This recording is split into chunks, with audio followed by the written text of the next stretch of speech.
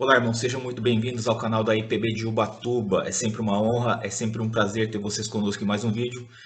Eu sou Alessandro e na presente data vamos falar a respeito da oração do Pai Nosso. Sim, a oração deixada pelo Mestre, a oração que o Mestre Jesus nos ensinou, o modelo de oração deixado ali pelo nosso Senhor. E a palavra de Deus se encontra no Evangelho segundo Mateus, capítulo 6, versículo 6. Nós vamos ler até o versículo 13. Diz assim a palavra: Tu, porém, quando orares, entra no teu quarto e, fechada a porta, orarás a teu pai que está em secreto, e teu pai que vem em secreto te recompensará. E orando, não useis de vãs repetições, como os gentios, porque presumem que, pelo fato de muito falar, serão ouvidos.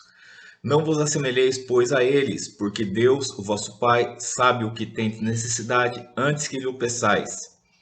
Portanto, vós orareis assim: Pai nosso que estás nos céus, santificado seja o teu nome, venha o teu reino, faça-se a tua vontade, assim na terra como no céu. O pão nosso de cada dia dá-nos hoje, e perdoa-nos as nossas dívidas, assim como nós temos perdoado aos nossos devedores. E não nos deixes cair em tentação, mas livra-nos do mal, pois teu é o reino, o poder e a glória para todos sempre. É sobre esse texto que nós vamos falar um pouquinho no presente vídeo. Começamos o nosso comentário pelo versículo 6, o qual diz que tu, quando orares, entra no teu quarto, fecha a porta, entra no teu aposento, fecha a porta e ore só teu pai, fale, converse com teu pai. Versículo muito oportuno para esses tempos em que vivemos, tempos em que quando as pessoas têm frustrações, quando as pessoas têm mágoas, quando a pessoa tem rancores, quando a pessoa tem algo a desabafar, o que ela faz? Corre para as redes sociais e despeja ali na sua timeline, despeja ali em forma de post, ao invés de orar ao Pai. Torna conhecido ali os seus problemas, torna conhecidos ali as suas ansiedades, torna conhecidos ali as suas frustrações por meio das redes sociais, ao invés de orar ao Pai. Nenhum dos seus amigos na rede social vai poder te ajudar naquele momento, senão o teu pai.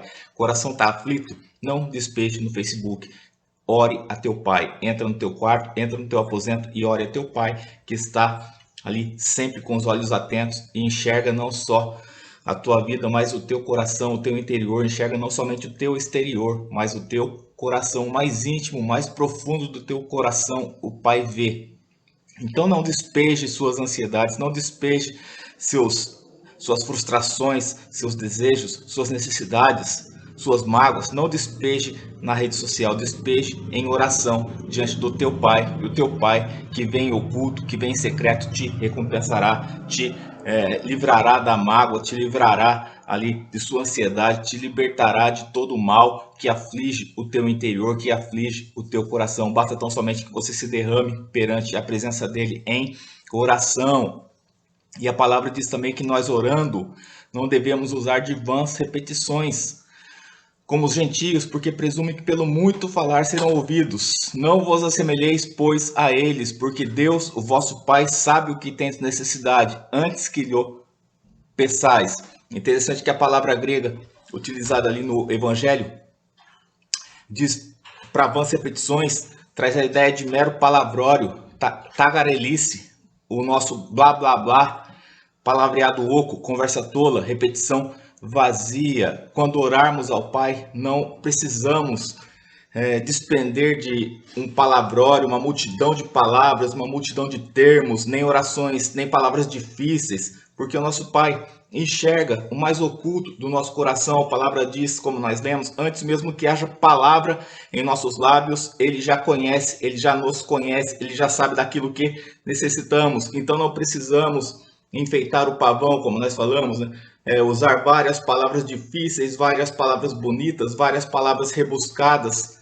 Temos que orar assim com sinceridade, temos que orar com coração aberto, expondo, explanando ali os nossos anseios para o nosso Deus, para o nosso Senhor. Tá?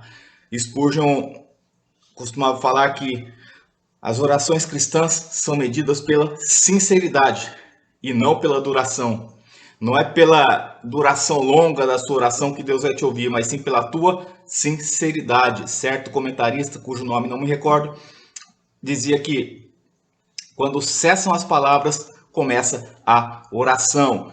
Estamos ali orando, falando conversando com Deus, e muitas vezes o que sai é mero palavrório, mera retórica, mero blá blá blá. E aí quando cessam as palavras de nossos lábios, quando o coração está ali aflito, não sabendo o que expressar para Deus, aí Deus está vendo o nosso coração, Deus está enxergando o profundo do nosso interior e está conhecendo, está sabendo o que você está necessitando naquele momento. Ele vê, ele percebe. Não tem como você expressar em palavras a dor do teu coração, mas mesmo que não haja palavras, ele conhece o que você está sentindo, conhece a tua dor, conhece a tua necessidade, sabe tudo aquilo que você está padecendo naquele momento. Tá? Então muitas vezes nós despejamos palavras, mas quando nós fechamos os lábios e Deus olha o nosso interior, aí sim começa a verdadeira oração. Não percamos tempo com palavrórios, não percamos tempo com vãs repetições, mas oremos a Deus com o coração sincero, com o coração aberto, com o coração escancarado diante da presença do Senhor, com o coração humilde acima de tudo. Orações cristãs não são medidas pela duração, mas sim pela sinceridade, já disse Spurgeon. E a palavra continua, portanto, vós orareis assim: Pai nosso que estás nos céus, santificado seja o teu nome. Veja bem, Pai nosso. Pai da ideia de proximidade. Por quê? Porque Deus não é um ser distante, que está em outra galáxia, que está em outra dimensão, com o qual você não consegue falar, com o qual você não consegue ter acesso. Não, Deus, o Pai, o nosso Pai, está do seu lado. O nosso Pai, o nosso Deus está sempre ao nosso lado. Sempre está perto de nós. Pai, da ideia de proximidade. E é assim que nós devemos orar, sabendo, tendo a convicção de que Ele está do nosso lado. Ele está conosco. Interessante observar que um dos nomes do nosso Senhor, Emanuel, Deus conosco. Emanuel quer dizer Deus conosco. Mas observe que todos os pronomes dessa oração estão no plural. Dá-nos hoje, Pai nosso. Ok? Está tudo no plural. Ali os pronomes da oração estão todos no plural e não no singular. Por quê? Porque ao orar, nós não podemos ter uma atitude egoísta de pensar somente em nós mesmos. É preciso que nós nos lembremos que nós somos parte da família de Deus. Nós temos que nos lembrar que somos parte de uma família que é constituída por cristãos de todas as partes do mundo, de todos os países, de todas as nações, de todos os dialetos, de todas as tribos, línguas, nações, como diz a palavra.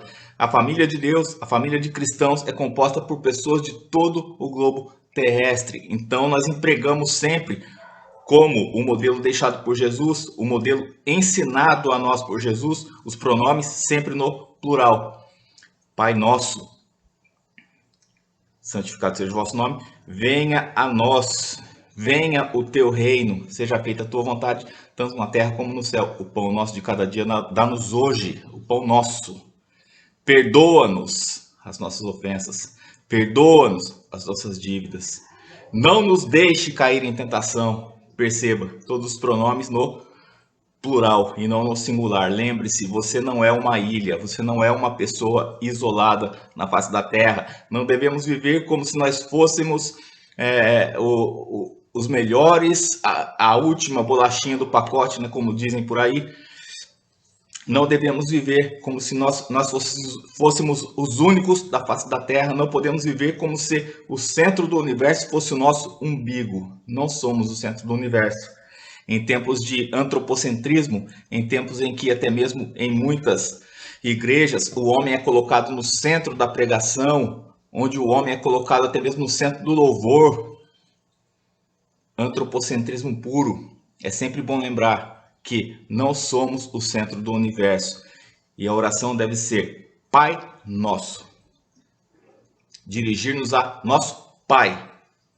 Nossa adoração é cristocêntrica, é teocêntrica, não é antropocêntrica. Eu não sou o centro do universo. Somos ensinados a viver em comunhão, viver entre os irmãos. Pai nosso é nosso, não é só meu Pai, é nosso. O pão de cada dia dá-nos hoje. Não é só para mim que eu tenho que pedir o pão. É para todos. O pão nosso, dá-nos. Dá a todos nós.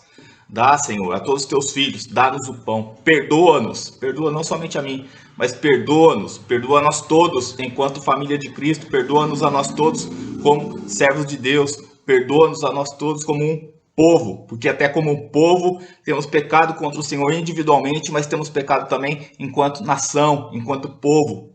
Então perdoa-nos, perdoa, Pai, a nós todos em nome de Jesus. Assim deve ser a nossa oração. E a palavra diz que santificado seja o teu nome. O que isso quer dizer? Que eu tenho que santificar. Se eu não falar santificado seja o teu nome, o nome de Deus não vai ser santificado? É óbvio que não é esse o sentido, porque o nome de Deus é santo em si. A santidade é imanente ao Senhor, é o santo dos santos, como diziam os querubins, como cantam os querubins ao redor do trono, santo, santo, santo é o Senhor dos exércitos. Santo, amém. Santo, santo, ratifica, é santo duas vezes, e santo, santo, santo está no superlativo, santíssimo. É o santo dos santos, é o santo, é o mais santo que se pode expressar. Santo, santo, santo é o Senhor dos exércitos. Então ele é santo em si, não precisa eu proferir essas palavras para que ele seja santo. Mas por que falamos assim então? Falamos assim no sentido de que nós desejamos, nós ansiamos que todos reconheçam que o nome do Senhor é santo. Que todos reconheçam que o Senhor é santo nos céus e na terra. Reconheçam que o Senhor é soberano sobre todas as coisas. Esse é o nosso desejo, esse é o nosso anseio. Por isso falamos, santificado seja o teu nome. Que aqueles que ainda não te santificam, Senhor, não reconhecem a tua santidade, eles venham a reconhecer também. Percebam também que só tu és santo. Santo, santo, santo é o Senhor dos exércitos. E prossegue a oração: venha o teu reino, faça-se a tua vontade, assim na terra como no céu. O pão nosso de cada dia dá-nos hoje. Venha o teu reino. Na medida em que nós anunciamos o evangelho, o reino de Deus é expandido.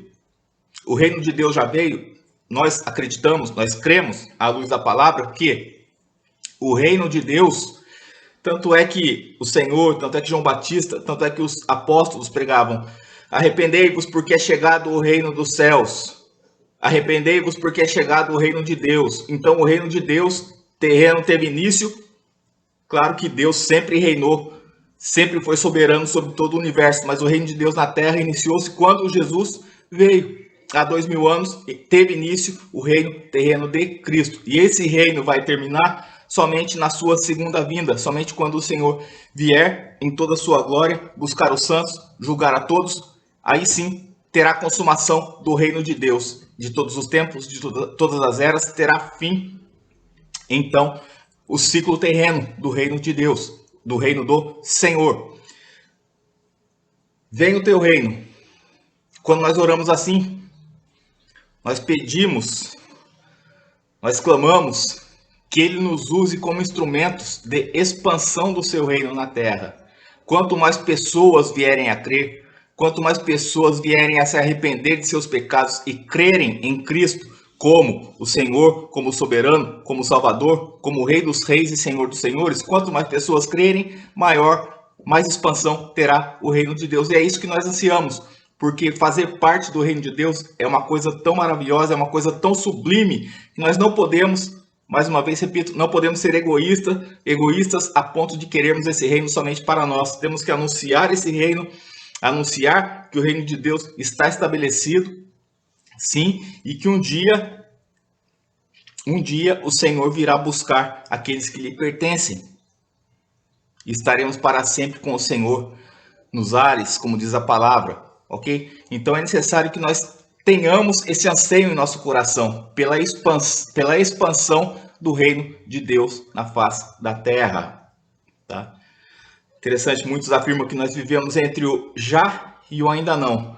Falamos Deus e não o homem é o centro do universo. A vontade de Deus, por isso nós oramos, seja feita a tua vontade. Seja feita, Senhor, a tua vontade. Por quê? Porque Deus e não nós é o centro do universo. A vontade de Deus que é boa, perfeita e agradável. e deve prevalecer na terra, deve prevalecer na minha e na sua vida. Isso é submissão durante a oração. Sim, Pai. Tudo que nós orarmos, tudo que nós pedirmos, deve ser com vistas à realização da vontade de Deus. Seja feita, Senhor, a tua vontade. Muitas vezes nós apresentamos nossa oração como se fosse uma lista de compras. Só pedimos, mas nos esquecemos de que um requisito básico é: Senhor, seja feita a tua vontade e não a minha. Até mesmo o Senhor Jesus orou assim ao Pai: Pai, se possível for, passa de mim esse cálice, por 3 vezes. Todavia, seja feita a tua vontade e não a minha. Então, assim deve ser a nossa oração. Pai, sim, eu preciso disso, preciso daquilo. Porém, tu é que conhece exatamente o que eu necessito. Então, seja feita a tua vontade na minha vida e não a minha vontade.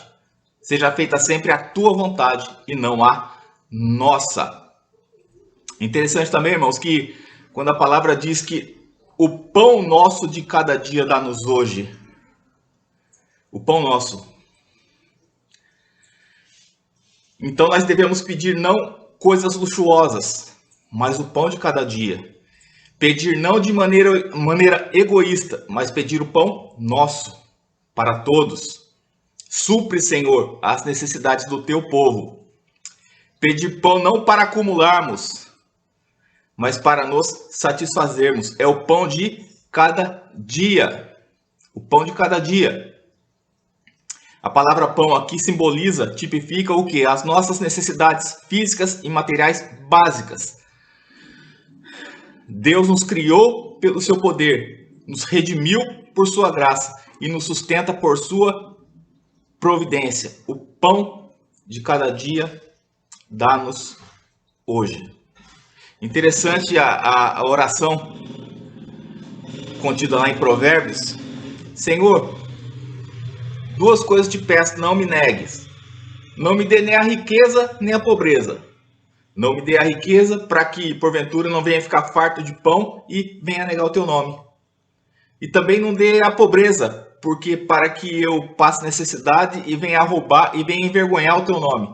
Mantém-me somente da minha porção, mantém-me somente do pão de cada dia. E é isso que nós precisamos. E Ele sabe tudo que nós necessitamos, e essa deve ser a nossa oração. Mantém-me somente do pão, da minha porção de cada dia. Paulo também falava o seguinte: já aprendi a contentar-me com o que tenho, já aprendi a padecer necessidade, já aprendi a ter abastança. Posso todas as coisas naquele que me fortalece. Tendo ou não fartura, tendo ou não abastança, posso todas as coisas naquele que me fortalece, naquele que sabe do que eu preciso, naquele que entra com providência em todas as minhas necessidades e me mantém e me sustém. Amém? E perdoa-nos as nossas dívidas, assim como nós temos perdoado aos nossos devedores. Perdoa-nos. Nós temos uma dívida impagável com Deus. Quando é que você conseguiria pagar, quitar o débito que você tem para com Deus? Nunca. Você nunca conseguiria. Nossa dívida é muito alta. Nossos pecados, nossas transgressões se constituem numa dívida muito alta que nós tínhamos para com Deus. Nós nunca poderíamos pagar, nunca poderíamos quitar. Como é que essa conta, como é que essa dívida, como é que esse débito então é quitado? Esse débito que nós temos para com Deus, como ele é quitado? Por meio do sangue de Cristo, por meio de Jesus Cristo, nosso Senhor e Salvador, que morreu na cruz para nos reconciliar com o Criador, para nos reconciliar com o Pai. E é por meio de Jesus, por meio do Senhor Jesus, que nós pedimos o perdão de nossas dívidas e alcançamos sim o perdão de todas as nossas transgressões, de todas as nossas ofensas, de tudo aquilo que nós temos cometido de mal contra o Senhor. Por isso temos que pedir constantemente: perdoa-nos, Senhor, perdoa-nos as nossas dívidas. Porém, observe, perdoa-nos as nossas dívidas, assim como nós temos perdoado aos nossos devedores. Muita gente, ao orar, ao seguir esse modelo, está o que? Atestando, assinando a sua própria condenação, porque afirma, perdoa-me assim como, ou da mesma forma que eu tenho perdoado. Mas eu falo, puxa vida, mas eu não tenho perdoado. E aí eu tenho falado o que para Deus então? Me perdoa assim como eu tenho perdoado aqueles que têm pecado contra mim. Mas se eu não tenho perdoado, eu tenho falado para Deus, Deus, não me perdoe. Deus, mantém-me sobrecarregado com meus pecados. É isso que acontece quando você ora. Perdoa-nos as nossas dívidas, mas você mesmo não tem perdoado aqueles que têm pecado contra ti. Quando você não perdoa e ora a Deus, perdoa-me como eu tenho perdoado, você está assinando a própria condenação. Então, antes de pedir o perdão a Deus, perdoe os seus inimigos, perdoe as transgressões que têm sido cometidas contra ti, perdoe aqueles que têm falhado contra ti. A palavra diz, o que dará o homem em troca da sua alma? Está lá em Mateus 16. O que dará o homem em troca de sua alma? Pergunta retórica. É uma dívida impagável. O que nós poderíamos fazer para que Deus nos perdoasse? Nada. O perdão veio de Cristo. O perdão veio da cruz. O perdão veio do sacrifício do Cordeiro imolado na cruz do Calvário. E não nos deixe cair em tentação, mas livra-nos do mal, pois teu é o reino, o poder e a glória para todos sempre. Não nos deixe cair em tentação. Observe que a tentação em si não é pecado. Enquanto você está sendo tentado, você não está pecando. Você peca a partir do momento que você cai em tentação. Pecado é cair em tentação. Quando caímos em tentação, nós pecamos contra Deus, pecamos contra nós mesmos, pecamos contra o nosso próximo. Como diz lá o irmão do filho pródigo, Pai, pequei contra os céus e contra ti. É isso que acontece quando nós transgredimos a lei de Deus, quando nós transgredimos a palavra do Senhor. Pecamos contra Deus, contra o próximo, contra nós mesmos. Então a palavra diz, essa deve ser a nossa oração constante. Pai, não nos deixe cair em tentação, mas livra-nos do mal. Livra-nos do mal. Dessa forma, nós estamos pedindo para Deus nos guiar, nos direcionar a fazer a sua vontade, fazer a vontade dele e não a nossa. Em outras palavras, quando nós falamos, não nos deixe cair em tentação, mas livra-nos do mal, estamos falando para Deus nos guiar, estamos pedindo para que Deus nos guie, para que Deus nos direcione, para que Deus nos auxilie, nos ampare, para que possamos fazer a santa vontade dele e não a nossa, não a de ninguém, mas somente a vontade do nosso Senhor e Salvador. Porque se nós não orarmos assim, porque se nós não vigiarmos e procurarmos fazer a vontade do Senhor, automaticamente nós vamos fazer a nossa própria vontade. E a nossa própria vontade muitas vezes é pecaminosa. A vontade do nosso coração muitas vezes é pecaminosa. Enganoso é o coração do homem e perverso, mais que todas as coisas, quem o conhecerá? Diz a palavra do Senhor. Nosso coração é enganoso. Muitas vezes você acha que aquilo que está no seu coração é o ideal para você, mas só quem sabe o que é o ideal para você é o nosso Deus, é o nosso Senhor. Por isso temos que pedir, não nos deixe cair em tentação, mas livra-nos do mal. Pois teu é o reino, o poder e a glória para todo o sempre. Livra-nos do mal. Na oração sacerdotal registrada em Jesus, proferida por Jesus e registrada em João, no Evangelho segundo João, o Senhor fala o seguinte: não peço que os tire do mundo, mas que os livre do mal. Pai, não os tires do mundo, mas os livra do mal. Essa é a nossa oração. Essa é a oração que Jesus fez por nós e a oração que nós temos que fazer por nós mesmos e uns pelos outros. Não nos deixe, pronome no plural, nós, não nos deixe cair em tentação, mas livra-nos do mal, pois teu é o reino, o poder e a glória para todo o sempre. Observe que a oração aponta que nós devemos iniciá-la glorificando a Deus, Pai nosso, adorando a Deus, Pai nosso que está no céu. Santificado seja o teu nome. Venha o teu reino. Seja feita a tua vontade, tanto na terra como no céu. Ou seja, primeiro nós glorificamos a Deus, primeiro nós adoramos a Deus e aí sim, para aí então nós fazemos as nossas petições. E essas petições, elas contêm itens quanto ao presente, quanto ao passado e quanto ao futuro. Por exemplo, quanto ao presente, o pão nosso dá-nos hoje, presente. Quanto ao passado, perdoa-nos as nossas dívidas, perdoa-nos as nossas transgressões, perdoa-nos os nossos pecados. E quanto ao futuro, livra-nos do mal, livra-nos da tentação, não nos deixe cair em tentação. Ou seja, as petições contidas na oração ensinada pelo Mestre abrangem nosso passado, nosso presente e nosso futuro. E observe que conclui afirmando que, pois teu é o reino, teu é o poder e tua é a glória para todo o sempre. Não somente ela inicia glorificando a Deus e no ato de adoração a Deus, mas ela é concluída também como uma adoração a Deus, no qual nós reconhecemos que só a Deus pertence todo o poder, que todo o poder pertence ao nosso Senhor nos céus e na terra. O reino pertence ao nosso Senhor e nosso Salvador Jesus Cristo. E a glória, toda a honra e toda a glória pertencem unicamente ao nosso Deus, pertencem unicamente ao nosso Senhor, ao nosso Salvador Jesus Cristo.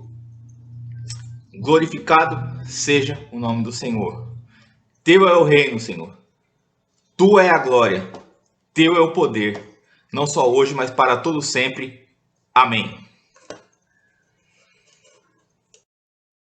Amém, irmãos? Muito obrigado por assistir mais esse vídeo. Muito obrigado por suas orações. Continuamos à sua inteira disposição. Precisando, entre em contato conosco.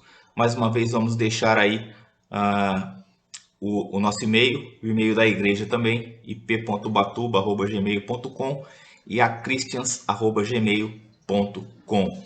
Vou estar deixando aí no link também, aí abaixo, na descrição, o link para o meu livro novo, que se chama Redes Sociais, Ter ou Não Ter? Eis a Questão. Está disponível na Amazon, no formato e-book, está disponível no Clube de Autores, versão impressa. Se você quiser adquirir, estará me ajudando, amém? Estar ajudando o meu ministério, tá ok? É um preço simbólico, não tenho intenção de ganhar dinheiro escrevendo o livro, é tão somente para disseminar aí alguns estudos, tanto é que se você também quiser no formato PDF totalmente gratuito, me mande seu e-mail, deixe seu e-mail aí nos comentários que eu estarei enviando para você, tá bom? Que Deus te abençoe grandemente, fiquem com Deus, tchau e até a próxima, se assim o nosso Deus soberano nos permitir. Que Deus te abençoe.